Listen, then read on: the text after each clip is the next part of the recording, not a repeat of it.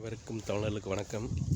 அதாவது சரியான டிரைவிங் இல்லை, சரியான டிரைவிங் இருந்து சரியான கோச்சிங் இல்லை, சரியான கோச்சிங் இல்லைனாவே டிரைவிங் சரியில்லாத தான் இருக்குது.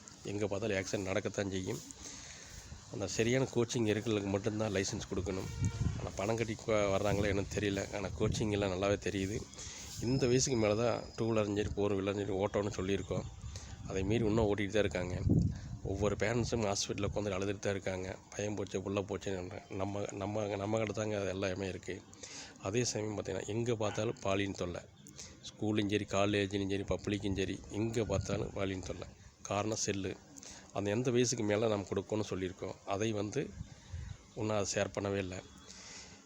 இனிமேல் நாள் இதெல்லாம் தவிர்க்கணும்னா கண்டிப்பாக நம்மளாம் சேர்ந்து போராடினா மட்டும்தான் இதெல்லாம் கட்டுப்படுத்த முடியும். இல்லைன்னா நீங்கள் நானும் எல்லாம் அழுதுட்டு தான் இருக்கணும். நம்ம பசங்க பிள்ளைங்க கஷ்டப்பட்டு பெற்று வளர்த்து ஒரு பிரயோஜனம் இல்லை. இதெல்லாம் எவ்வளவோ அரசாங்கங்கள் அமல்படுத்தியிருக்காங்க. இதெல்லாம் அமல்படுத்தக்கூடாதா? மீண்டும் இது விரைவாக நான் கண்டிப்பாக சொல்கிறேன்.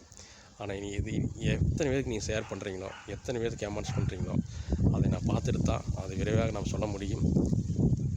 ஒற்றுமை இருந்தால் மட்டும்தான் இதை செயல்படுத்த முடியும். நம்ம இந்தியா தூய்மையான நாடாக இல்லைன்னா கேவலமாக இதோட நடக்க போகுது. மீண்டும் அடுத்த ஆளையை சந்திப்போம். நன்றி, வணக்கம்.